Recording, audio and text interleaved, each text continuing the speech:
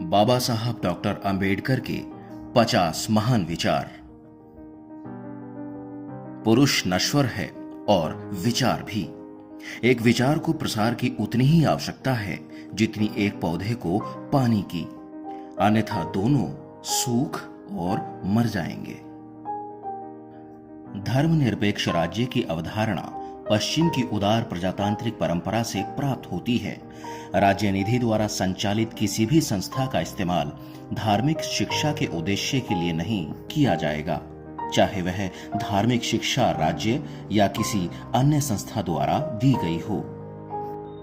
एक इतिहासकार जो इतिहास का जन्मदाता है, महान कार्यों का संरक्षक, गुमनामी का दुश्मन, अतीत का गवाह, भविष्य का निर्देशक है। सटीक, ईमानदार और निष्पक्ष होना चाहिए। जुनून से मुक्त, मतलब भय, असंतोष या स्नेह से निष्पक्ष और सच के प्रति वफादार होना चाहिए। आपको अपनी गुलामी स्वयं खत्म करनी होगी। भगवान या एक महामानव पर इसके उन्मूलन के लिए निर्भर न रहें। याद रखें कि संख्यानुसार लोगों का बहुमत में होना पर्याप्त नहीं है। सफलता पाने और बनाए रखने के लिए उन्हें हमेशा सतर्क, मजबूत और स्वाभिमानी रहना होगा। हमें स्वयं अपनी राहों को आकार देना होगा। हिंदू धर्म में विवेक, कारण और स्वतंत्र सोच के विकास के लिए कोई गुंजाइश नहीं है। धर्म अंतर्निहित मूल विचार व्यक्ति के आध्यात्मिक विकास के लिए एक माहौल बनाने के लिए है। इस स्थिति में यह स्पष्ट है कि आप हिंदू धर्म में अपने व्यक्तित्व का विकास नहीं कर सकते हैं। मेरी राजनीति का आधार इस प्रस्ताव में निहित है कि अछूत हिंदुओं का एक उपविभाजन या उपधारा नहीं है और वे भारत के राष्ट्रीय जीवन में एक अलग और विशिष्ट तत्व हैं। लोकतंत्र सरकार का एक रूप नहीं है, बल्कि सामाजिक संगठन का एक रूप है। लोग और उनके धर्म का न्याय सामाजिक नैतिकता के आधार पर सामाजिक मानकों के द्वारा किया जाना चाहिए। किसी अन्य मानक का कोई अर्थ नहीं है।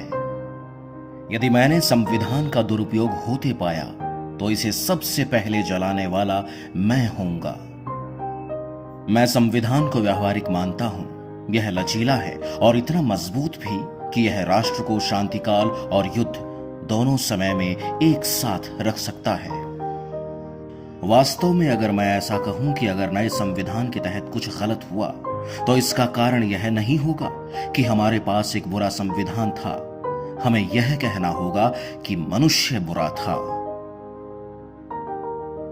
समानता एक कल्पना हो सकती है, लेकिन फिर भी एक शासकीय सिद्धांत के रूप में इसे स्वीकार करना चाहिए। जीवन लंबा होने की बजाय महान होना चाहिए। एक सफल क्रांति के लिए वहां असंतोष पर्याप्त नहीं है। राजनीतिक और सामाजिक अधिकारों की न्याय, आवश्यकता और महत्वता का एक गहरा और पूरी तरह से दृढ़ विश्वास होना आवश्यक है। अधिकार तभी वास्तविक है जब उपाय उनके साथ हैं। यदि पीड़ित व्यक्ति को अपने अधिकारों पर हुए आक्रमण पर सहारा लेने के लिए कोई कानूनी उपाय नहीं है तो ऐसे अधिकार देने का कोई लाभ नहीं है। लोकतंत्र केवल सरकार का एक रूप नहीं है।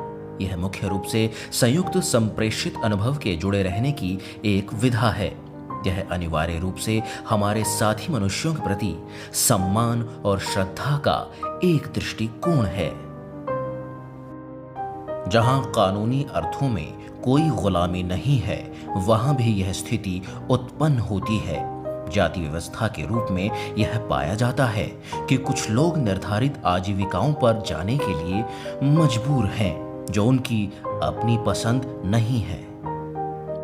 इतिहास से पता चलता है कि जहां नैतिकता और अर्थशास्त्र संघर्ष में आते हैं, जीत हमेशा अर्थशास्त्र की होती है।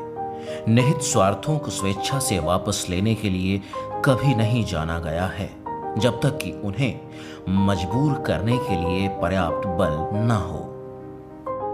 हर मनुष्य के जीवन का एक दर्शन होना आवश्यक है।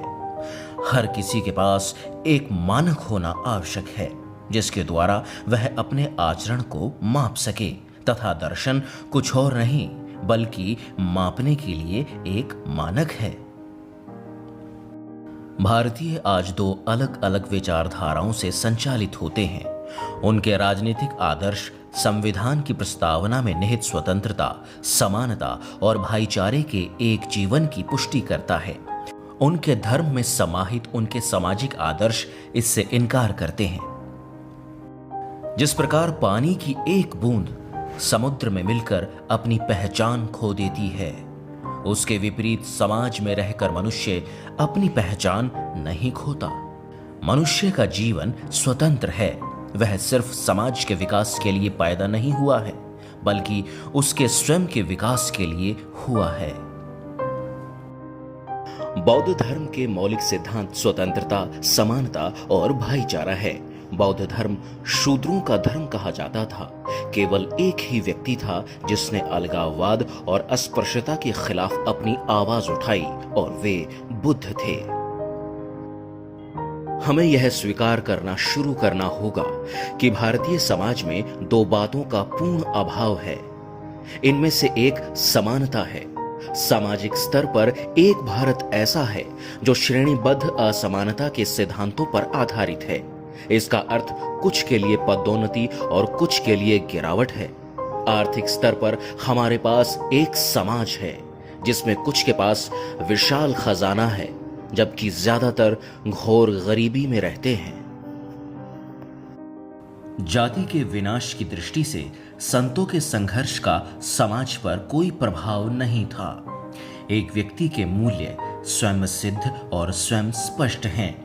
यह उसे भक्ति करने से नहीं आए हैं। संतों ने इस बात को स्थापित करने के लिए संघर्ष नहीं किया। इसके विपरीत उनके संघर्ष का दलित वर्ग पर बहुत अस्वस्थ प्रभाव पड़ा है। इसने ब्राह्मणों को उन्हें चुप कराने का बहाना दे दिया है कि अगर वे सम्मान पाना चाहते हैं तो उन्हें चोखा मेला का दर्जा प्राप्त करना होगा। यह शरारत हिंदू शास्त्रों द्वारा प्रचारित की गई कि उच्च वर्गों की सेवा करके शूद्र मोक्ष को प्राप्त करता है। अस्पृश्यता गुलामी की एक और पदवी है। कोई जाति अपने आत्म सम्मान को नष्ट करने से नहीं उठ सकती है। यदि आप वास्तव में अछूतों का उत्थान करना चाहते हैं तो आपको उनसे सामाजिक व्यवस्था में स्वतंत्र नागरिक के रूप में व्यवहार करना होगा और उन्हें अपने भाग्य को रूप देने की आजादी देनी होगी। मैं भगवत गीता में प्रतिपादित हिंदू सामाजिक दर्शन को नकारात्मक रूप में अस्वीकार करता हूं। मेरे फैसले में यह कपिल के दर्शन की एक क्रूर विकृति है जो सांख्य दर्शन के त्रिगुण पर आधारित है और जिसने जाति व्यवस्था की वर्गीकृत असमानता को हिंदू सामाजिक जीवन का कानून बनाया है। संवैधानिक नैतिकता एक प्राकृतिक भावना नहीं है, यह अभी लाई जानी है। हमें यह महसूस करना होगा कि हमारे लोगों को अभी भी सीखना है। भारत में लोकतंत्र भारतीय जमीन पर सिर्फ एक परत है जो अनिवार्य रूप से अलोकतांत्रिक है। मनुष्य नश्वर है। हर किसी को कभी ना कभी मरना है, लेकिन मनुष्य को अपने जीवन में आत्म सम्मान के महान आदर्शों को समृद्ध बनाने और स्वयं के जीवन को बेहतर बनाने का फैसला करना होगा। हम दास नहीं हैं। एक बहादुर व्यक्ति के लिए आत्मसम्मान से रहित जीवन जीने की तुलना में और अधिक शर्मनाक कुछ नहीं है। भारत में भक्ति या भक्ति मार्ग या नायक भक्ति राजनीति में जो हिस्सा अदा करती है वह दुनिया के किसी भी अन्य देश की राजनीति के मुकाबले अतुल्य है। धर्म में भक्ति आत्मा की मुक्ति के लिए एक मार्ग हो सकता है, लेकिन राजनीति